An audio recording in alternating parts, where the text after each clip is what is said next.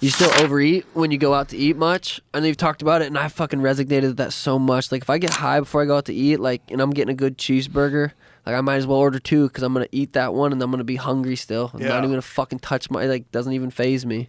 Gluttony. God damn it. It's such a pain in the ass. When you're always dieting and cutting weight, do you think that makes you, like, more prone to doing that? Dude, look at the reason Patty the Baddie gets as big as he is because it's like you get this mental disorder. I strict as fuck for about 10 weeks before that fight.